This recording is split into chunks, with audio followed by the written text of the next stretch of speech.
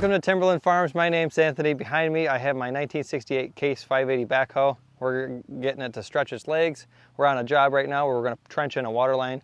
We already started yesterday and we're going to keep going up the hill. We're going to go from this gentleman's house and to feed his barn with water. We're also running electrical here. So what I'm here for is just the digging of the trench, and they're going to work on the other stuff DIY style, and they're doing pretty good. So nothing to it but to actually get the work done, so let's get to it.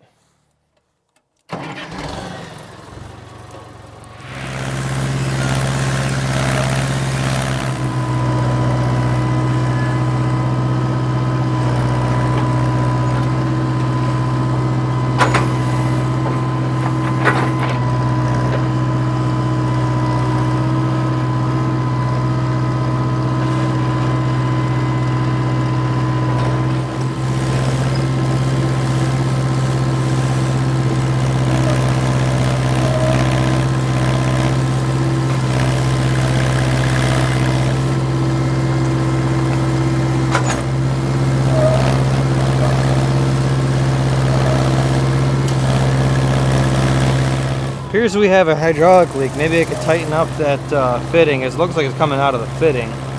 And it's for the main boom pickup and down. It's when I lift it up is when it leaks the most. So sure, that's the pressure side of that line on that spool valve. It's internal, so it's kind of difficult to get to, but hopefully we get to it. There's always something.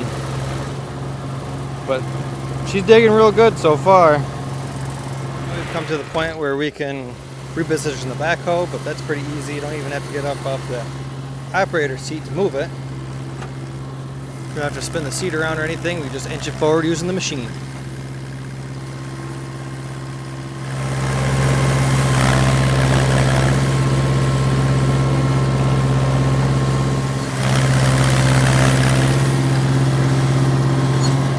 So up underneath the seat here, we have the controls tower. Underneath that is our spool valve. It is this big line right here that's leaking. Go in there further. Not sure you guys can see. I think it's leaking right from that nut. So I'm going to try tightening that nut up and see if that stops the leak. So if I follow this hose, that goes across over here. I think that is either the feed or the return. One of the two. So anytime I use a hydraulic function, it's leaking, so maybe we can get that fixed.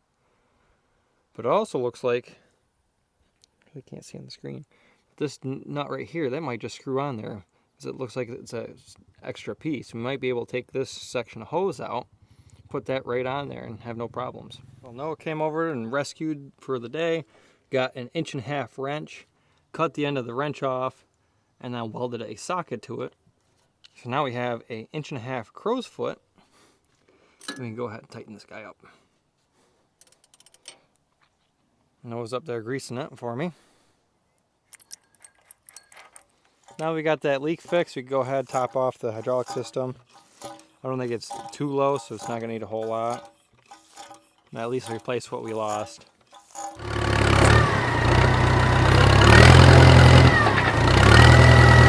We lost a tooth and it keeps falling off, so I'm not even going to replace it at this point. Need to replace the shank, so the shank's already done for. No sense of putting a tooth on it. You end up losing the tooth when the shank's already destroyed. It won't hold it.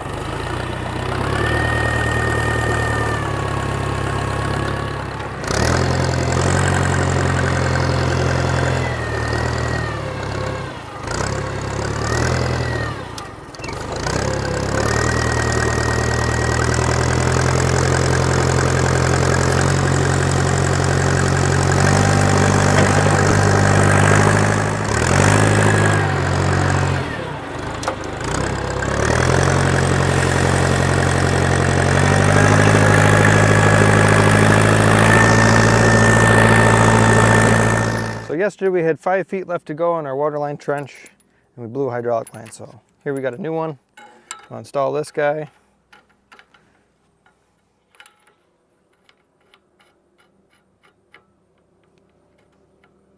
The old one was 3/4 inch fittings with a 1/2 inch hose. So we're upgrading.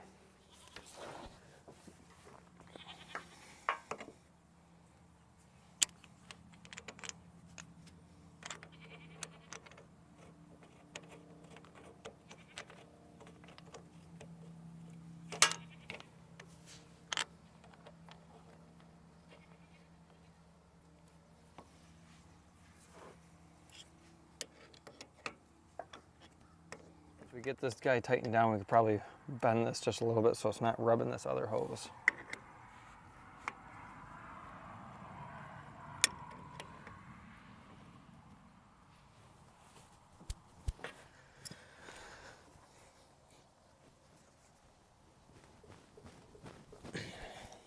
That's a little better.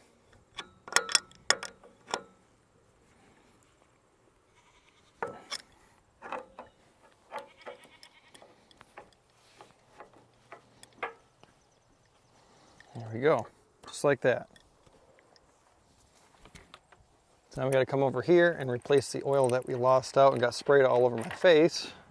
Would have been great for you guys to see. You probably would have gotten a laugh, but I wasn't filming it at the moment. I guess while I'm over here, I could check the power steering level. Looks low. This leak's pretty good too. I still need to replace these cylinders. It'll be interesting to see how fast the boom works now.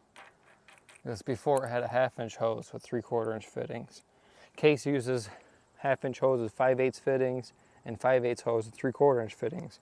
Because the fitting itself is the restrictive part of the hydraulic hoses. Not a bad cold start.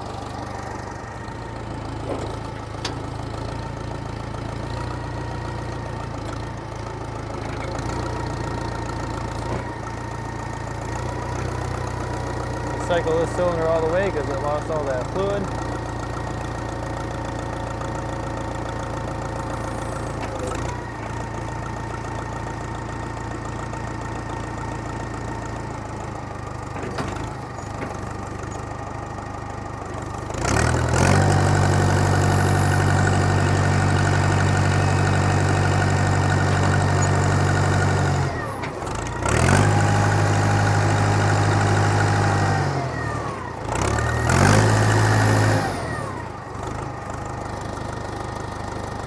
Definitely moves faster now. It makes quite a bit of a difference going from 1/2 inch hose to 3/4 inch hose. Let's finish up that 5 foot. Trench dug, we're almost there.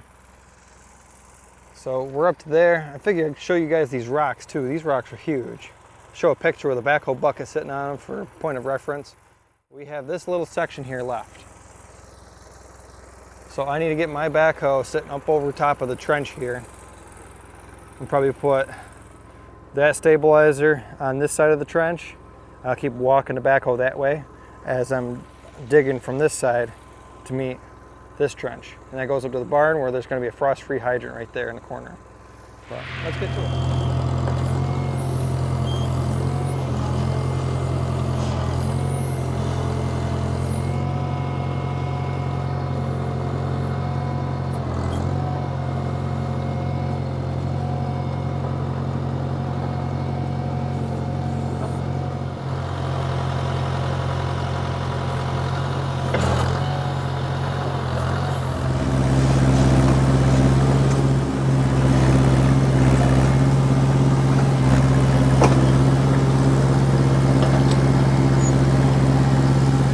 Looked like it, but that made significant improvement on the stick speed. Well, it is rocky through this section, and we are over the trench right here. Might have to pull myself back over because the stabilizer fell off the side of the hill, but we're still digging. It's been quite a while since the backhoe has actually been here at the property, but it is back. It's been home for a little while, but it has been gone. It felt like all summer, and here it is, we're into November now, and I can finally finish up this video and get it posted for you guys. I figured I'd give you guys a walk around everything that happened on the backhoe during this project. We put in a water line, as you guys saw, and I was underestimating how big of a project that really was. And I thought I would be able to do it in a weekend. It ended up taking almost all summer. We were there for probably, I put over 40 hours alone on the backhoe itself, and that was not all consecutive. There was a lot of breakdowns, a lot of failures, a lot of testing out on this old girl. Now I know what needs to be addressed this winter. Now I know what needs to be addressed on this winter. We almost didn't get it home. We had some big problems. Luckily, a good friend of mine helped me out. I borrowed his backhoe to finish up the job. I did not get that on camera, but in order to do that, I offered to sell it for him and go deliver it to the customer that ended up buying that backhoe. But I'll throw a video of what that backhoe is here. It's a really beautiful machine. That's already sold, already gone. I'm astounded on how nice that machine is, especially compared to this one, and they're really, really close in age. Really beautiful machine. But this thing, the hydraulic pump,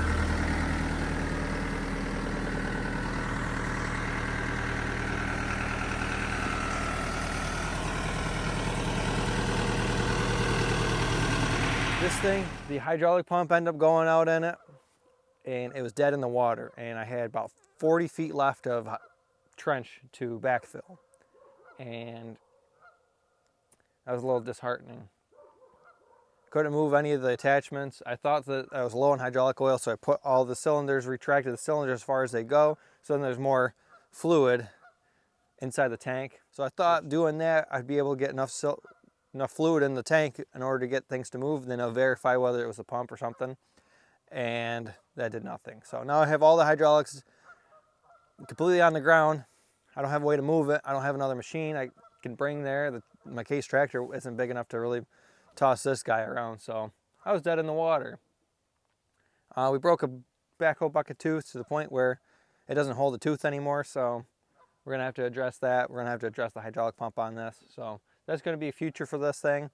Let's do a quick walk around. I'll show you guys what's going on with this. So I was able to get the grill off and that lower bumper piece. I pulled the pump off and we jerry-rigged it to get it home, and it's been holding up so far. All I did is there's a hole drilled through it, and I put a grade 3 bolt in it. That got me just enough to get it home, and it snapped. And I ended up putting a grade 8 in there. Might shear the keyway and might shear the shaft in the pump, but well, it needs a new pump anyway, so there's no really losing anything there. The hydraulic cylinders for the steering, those need to be addressed big time. It is puking oil out. It doesn't last more than a day.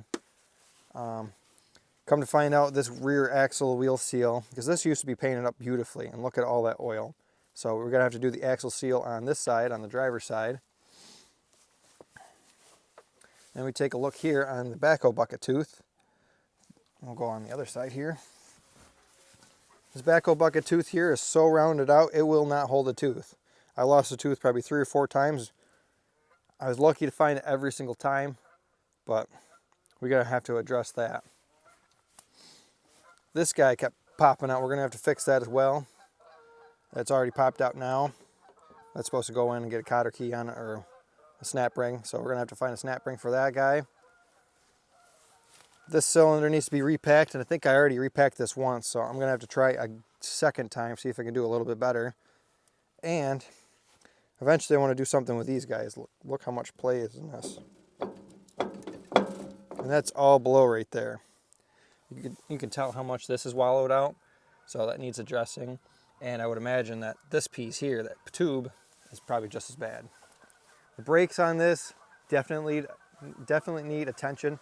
They're like non-existent, and doing that job really sucked not having brakes. A lot of it was on the hillside. Well, I can't say that I was disappointed with the old girl. It did most of the job. It was 600 or 700 foot of trench, 4 or 5 feet deep, in some rocky conditions. Some of them rocks we're pulling out are almost as big as that back tire in height. They're big, square blocks, and I'm surprised that this old girl would pick them up and move them out of the hole the way it did. It didn't really seem to struggle a whole lot once it got a hold of them, got them out of the ground. Isn't that right, Timber? So we're gonna do some winter work on this guy, get this back up to snuff. We got a lot of other projects coming up. But in the meantime, before winter really sets in real hard, we're gonna pound out for some firewood in the firewood yard.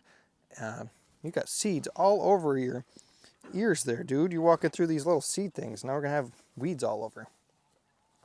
Yeah, we're gonna really grind in firewood until the first snow flies. I don't like dealing with firewood when it's really, really cold, so we're just gonna do that until snow flies, and then hopefully we're gonna have a nice warm place to work on this guy and a lot of other projects I got this winter. And hopefully we got enough money flow to keep putting parts of these old girls, because they're not cheap. If you have any questions over on Case 580 CK construction equipment or Case 430, 530 farm tractors, let me know in the comment section below. I'm happy to answer any questions you have. I've gone through this machine quite a bit already, and I'm going to continue going through it on everything I have yet to do. So I've done a lot of research on these old girls here, trying to figure out how to fix them and trying to locate parts. So if you have any questions, you have a machine like this, I'll more than happy to help you guys. But till next time, thanks for watching. Do me a solid, hit that thumbs up button, and I hope to see you in the next video.